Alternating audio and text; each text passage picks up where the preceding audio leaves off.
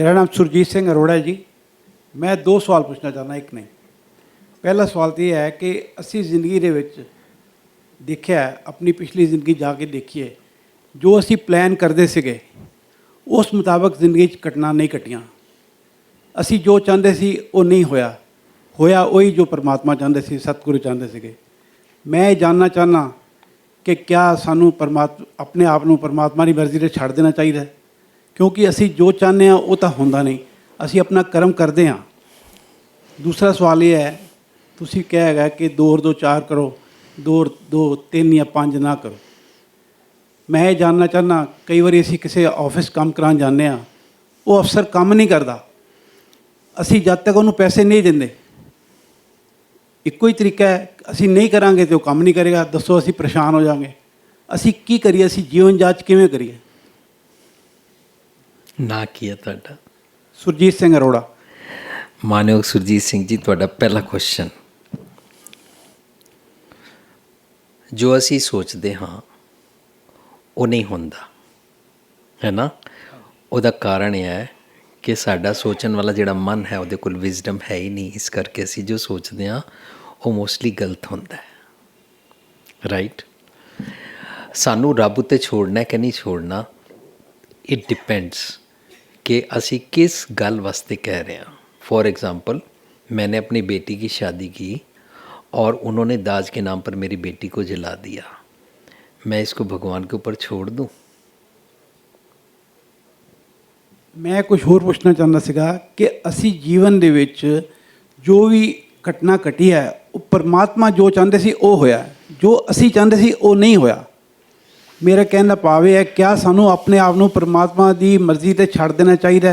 असी अपना कर्म तो कर ही जाने, लेकिन परमात्मा को इन्नी शक्ति है, वो साडे मुताबिक जिहड़ा परमात्मा चाहते हैं वही होंदा है।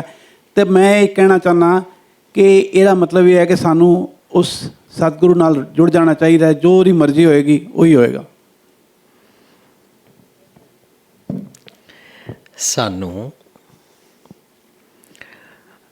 पहला समझना पेगा मैं परमात्मा किनू समझ रहा। एज पर गुरबानी, परमात्मा means the laws of nature is the will of God.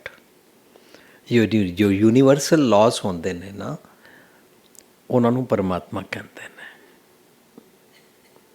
सो जो यूनीवर्सल लॉज के मुताबिक for the benefit of the society, for the benefit of the people, इंसानियत वास्ते करता पुरख वाले क्रिएटिव जिहड़े काम किए जाते हैं वो रब जी के काम होंदे ने, वो गॉडली क्वालिटीज़ होंदियां, सानू वो करने चाहिए ने।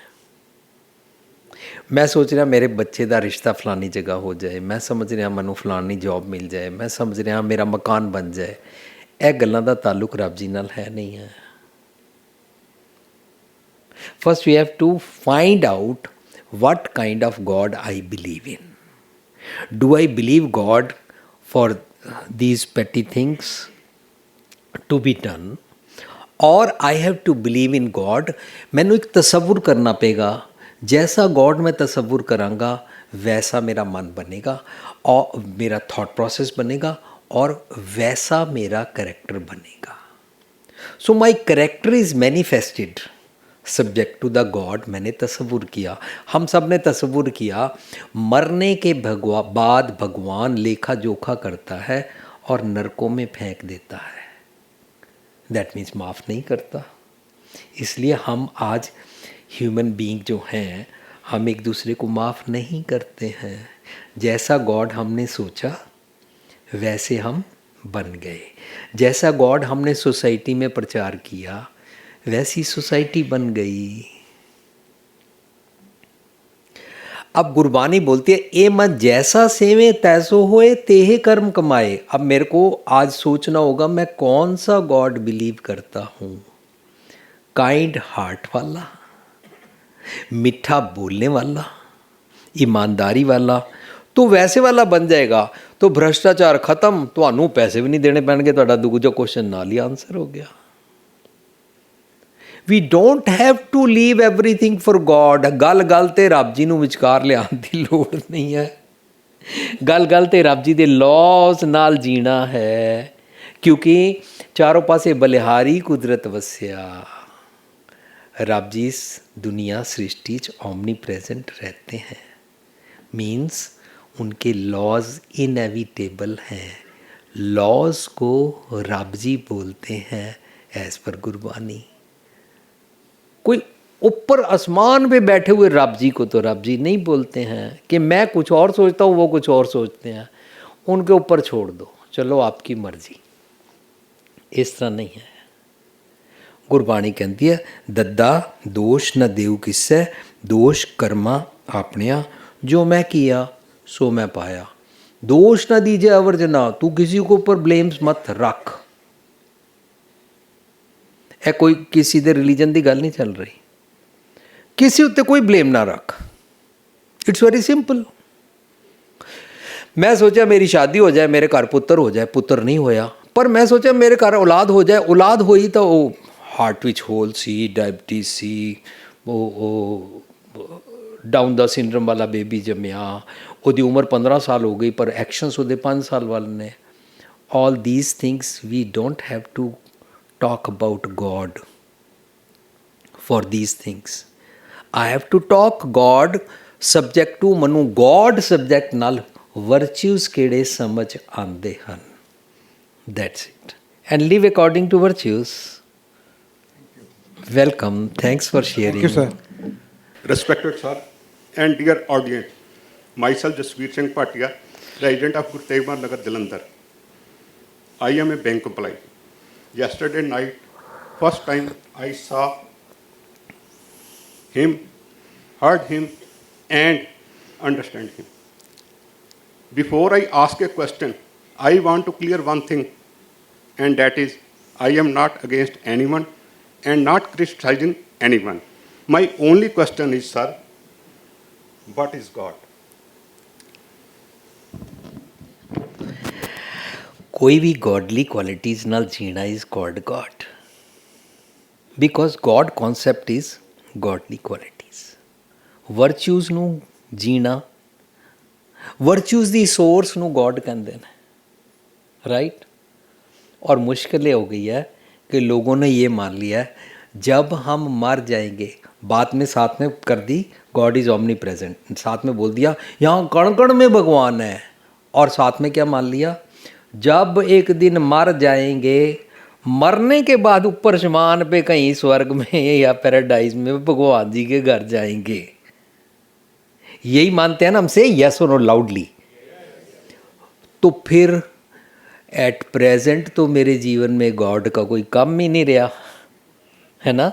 सो गॉड कॉन्सेप्ट मीन्स वर्च्यूज़ दी जिथों अक्ल आंदी है, वर्च्यूज़ नाल जीना वननेस विद गॉड, वर्च्यूज़ नाल जी के उसनू रैलिश करना oneness ecstasy with God, itself is anand. देखो गुरबाणी च कितना प्यारा मैसेज है, आनंद आनंद सबको कहें, हर कोई बोलता है आनंद आ गया, मज़ा आ गया, आनंद आनंद सबको कहें, आनंद गुरते जाने। अब गुरु बताएगा कैसे होता है। आनंद गुरते जाने, आनंद सदा गुरते, कृपा करे प्यारिया, कर कृपा किलविख कट्टे, मेरे ना बैड हैबिट्स काट दी। इस शब्द में बोलते हैं कर कृपा किलविख कट्टे, ज्ञान अंजन सारा, मेरे को ज्ञान का सुरमा दिया। ज्ञान मीन्स मेरे को विजडम नॉलेज दी, मेरे को समझाया क्या, कर कृपा किलविख कट्टे, ज्ञान अंजन सारा, अंदरों जिनका मोह टूटा, मेरा अंदरों अटैचमेंट टूटी मेरे ईवल थॉट्स से। मेरे बीवी बच्चे की बात नहीं चल रही, उससे मोह टूटा। जिन्होंने बीवी बच्चे के साथ मोह तोड़ने की बात की, उन्होंने बोला घर छोड़ दो, जंगल में चले जाओ, शादी मत कराओ, ब्रह्मचारी रहो, सेलिबेसी में रहो। यहाँ टब्बर से मोह तोड़ने की बात नहीं चल रही है, यहाँ बात चल रही है तेरे जो ईवल थॉट्स हैं, उसको बोलते हैं मन की मत, डीमंस थॉट, भैड़े ख्यालों नाल मोह तोड़ दे। अंदरों जिनका मोह टूटा तिनका शब्द, शब्द मीन्स हाउ टू स्पीक, सच्चा सवारिया।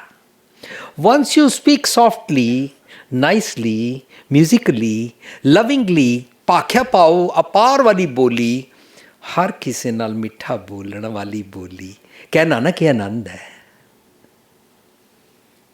सी टॉकिंग अबाउट आनंद। और फाइनल जाके कहते ने ਕਰ ਕਿਰਪਾ ਕਿਲਵਿਖ ਕੱਟੇ ਗਿਆਨ ਅੰਜਨ ਸਾਰਿਆਂ ਅੰਦਰੋਂ ਜਿਨਕਾ ਮੋਹ ਟੁੱਟਾ ਤਿਨਕਾ ਸ਼ਬਦ ਸੱਚਾ ਸਵਾਰਿਆ ਕਹਿ ਨਾਨਕ ਇਹ ਆਨੰਦ ਹੈ ਆਨੰਦ ਗੁਰ ਤੇ ਜਾਣਿਆ। इफ यू नो कि अब्यूजिव टॉक नहीं करनी चाहिए then why you talk. If you feel God is present then don't abuse.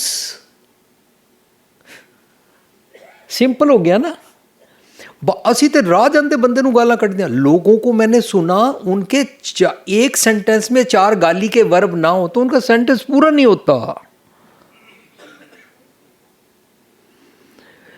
लोगों को तो गाली के साथ स्वाद आता है। They want to create the pressure, they raise the volume with the abuses, है ना जी। बस यही रब है कि गॉडली क्वालिटीज नाल असी जीना, है ना।